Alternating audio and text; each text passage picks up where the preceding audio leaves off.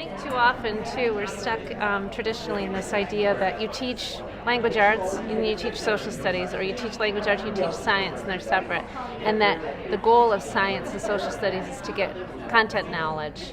And so you're very concerned. I want to make sure that they understand why we have the seasons, and you're really focused on telling them how we have the seasons and giving them a variety of materials that tell them, not realizing that the Common Core standards are the vehicle through which let me rephrase that. The content itself is the lens, and the language arts standards are the vehicle to get to those really, really deep understandings. Sure, if we took one of these paths, let's say we just found informational texts kind of that meet that first chunk of criteria, and we skip the personal narratives, would we meet all these standards? Or if we picked two personal narratives and compared them, would we meet all these standards?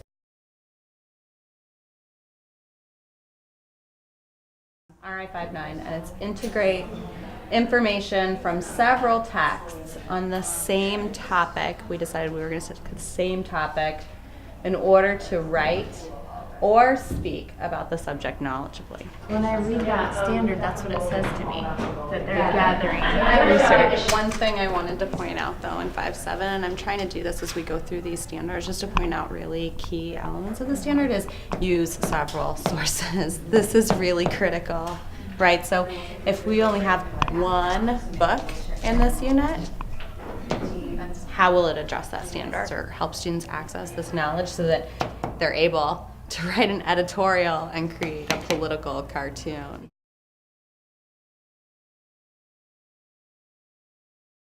So one thing I could think of, for instance, is if we use Little Rock Girl 1957, I could imagine the kids getting an image of a moment in the civil rights history and writing a narrative based on that image. Like one of the photos from the book could become the inspiration for their narrative. And I'm not saying that's what we need to do, but like that's a possibility that text offers us. When we think about, especially in the time of the year where we are in this unit, getting kids to those higher order thinking skills really lays out looking at the two girls before the incident and really comparing and contrasting them, how they similar, how they different, not just like physical or where they came from or their families. So I think there's a lot of that there, where as opposed to the other texts, you'd have to bring in some supplementary to get at that compare contrast piece. How is this different from how you would have gone about choosing text before? I think it's grounded in the standards a lot more. So look at the standards, what they are, think about how they'll be assessed, and then move to, okay, what's a good text that will help assess this or will help scaffold for that assessment. I think that for me is, I think before I was more like, okay, what's interesting? And then see what I can go, and I think you can do both. I think you can be both engaging and interesting and choose the right text. Right. So you guys had chosen the topic, but then you're like, okay, we'll go from the topic to the standards and then back to the actual text. And we went from the topic to the standards, but then we jumped into how we will specifically assess the standards. And then we jump back to the text. But now I have a really clear sense of what we're looking for. What you need this text to do for you, basically. Exactly. Yeah. Right. Both in It terms of serves the a topic purpose. and the standards. Right.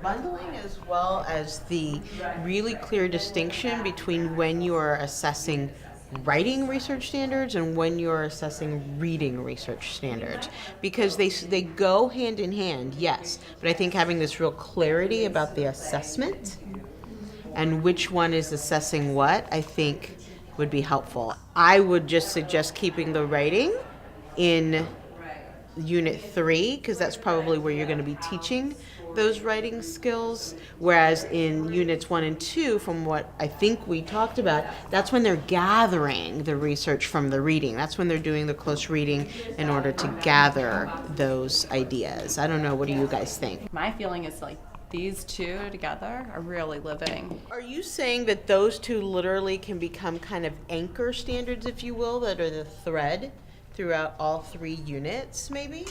Does that by default mean the other ones are bundled? How did the other ones go? 811A and B, I left because I don't know how we were approaching the independent, so I left that almost independent. And then the SL 8.1, that was in the middle one, each of the standards.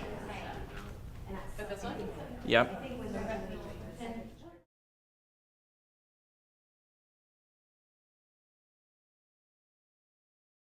through their Should we only be preparation. taking 1 day for performance assessment?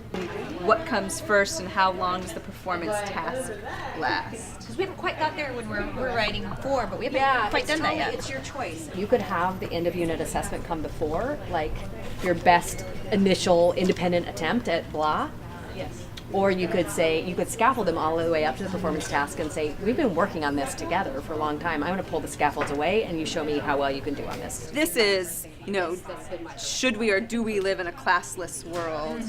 This would be something like, how is class, defined? What are markers of different classes? Yeah, there you go.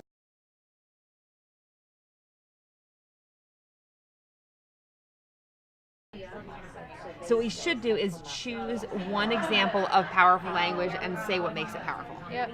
Okay, so then But let's that look means at, you need to make sure that students are prompted to do that in the beginning, are they? they're prompted to circling do that at the words. original one. It's just that the prompt that I came back to was more of a synthesis prompt, but I don't think they're actually ready for that yet. So it's what words give the story power. Notice that they will have read two, the Equal Rights for Women and Ain't I a Woman speeches, and then the assessment is also a speech. We kept it the same. Essentially a close reading of the speech for the assessment. Yes, basically. That's about right. Say that's about right. Yeah.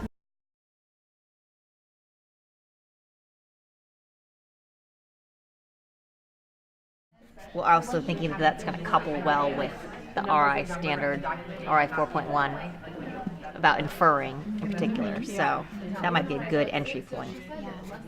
I also liked how they started with taking notes on paragraph writing as early as week 2, because there's so much writing that we need to get at in this module that it's going to be imperative to start that right from the get-go. And they actually, in Module 1, did a lot of work around paragraph writing and having a topic sentence with detailed sentences and a concluding sentence. So there's that foundation that we can pretty much build on right in Unit 1 of this module.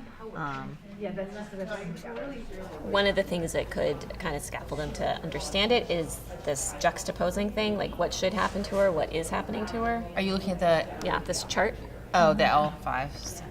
So like I took that one out because I thought, well, maybe we don't really need them to understand in such detail about what's going on.